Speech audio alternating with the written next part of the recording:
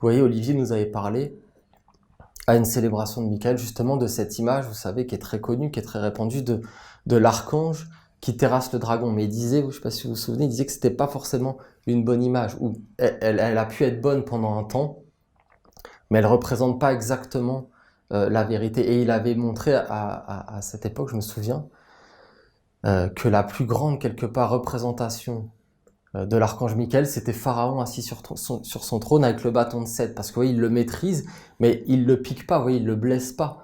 Dans ces imageries qui ont été faites, il y a quand même quelque chose d'un peu négatif, parce que vous voyez, il y a comme une lance qui est plantée dans le dragon, et le dragon qui est comme...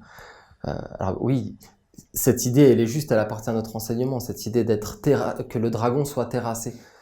C'est-à-dire que la grossièreté de l'homme soit ennoblie et terrassée. Je pense que on l'a tous vécu dans notre vie à certains moments, d'être comme terrassé. On dit j'étais terrassé par la beauté, c'est-à-dire quelque chose qui nous a touchés. Et donc, oui, ce qui est inférieur, ce qui est grossier, est comme effectivement, pas anéanti, parce qu'il n'y a rien à anéantir, mais est comme foudroyé, parce qu'il y a quelque chose de plus grand qui vient et qui se manifeste.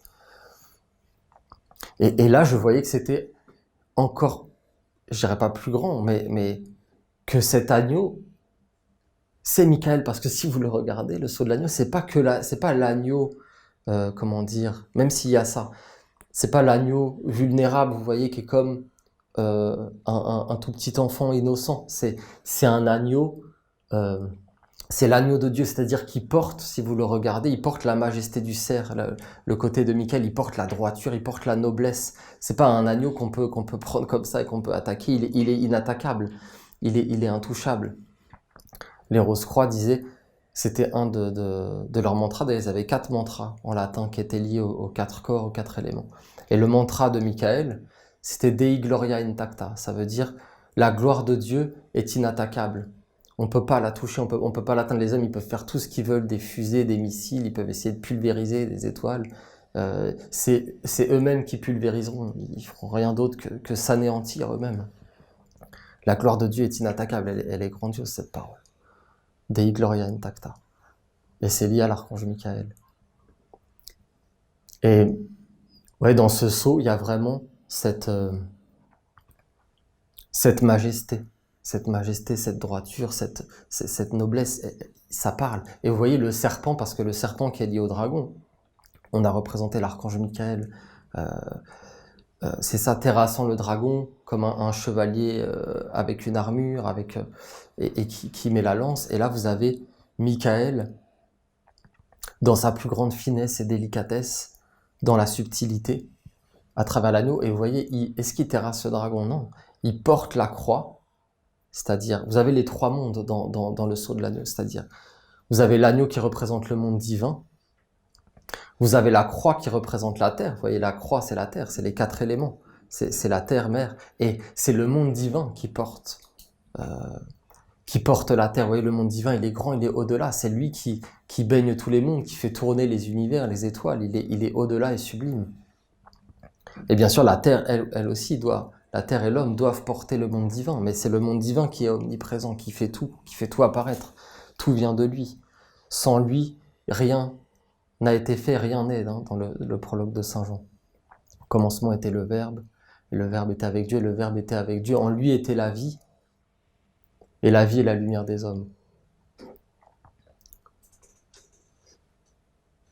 Et vous voyez, l'agneau, il porte la croix, c'est-à-dire la terre, et sur la terre, la croix de la terre, vous avez le serpent qui monte, c'est-à-dire le serpent de la conscience, de l'homme qui doit évoluer. Et c'est sublime, c'est un livre sacré à part entière, ce sceau. Et vous avez l'agneau qui porte la croix et qui regarde avec l'œil de la bonté. Bien sûr, c'est la justice, Michael, mais c'est aussi pour ceux qui honorent la justice. Alors ils peuvent rencontrer l'autre côté de Michael, c'est-à-dire l'amour, la bonté qui est plus grande que tout.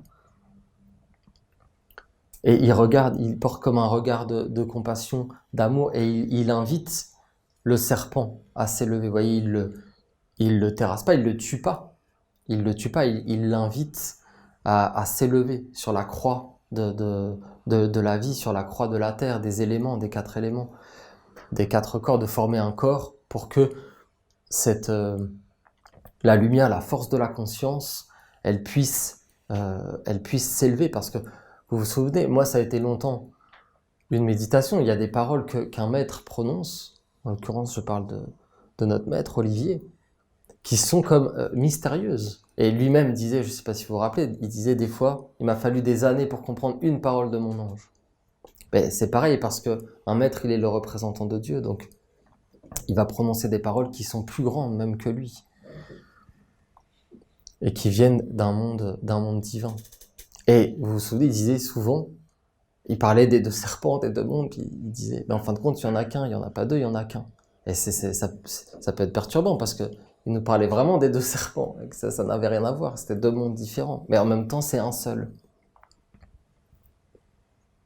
Parce qu'il n'y a qu'une seule énergie, c'est l'énergie primordiale. Mais après, si effectivement elle devient double et elle entre dans une dualité, si l'homme capture cette énergie et l'empêche, ne lui permet plus de monter sur la croix et de s'élever et de grandir dans la lumière.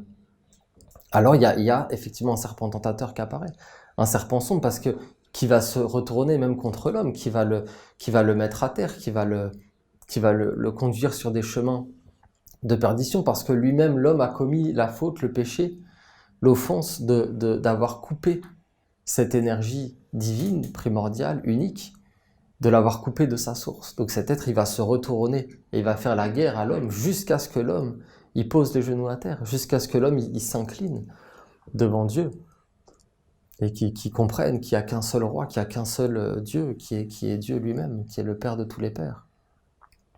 Et alors, à ce moment-là, ce serpent qui était sombre, s'il voit que l'homme se met vraiment au service d'un monde divin, d'un monde supérieur, alors il va accepter de s'incliner et de mettre sa force, parce qu'il est la force primaire, primordiale, mais qui doit être conduite vers la lumière. Alors il va mettre cette force de la magie, de la vie, au service du monde divin.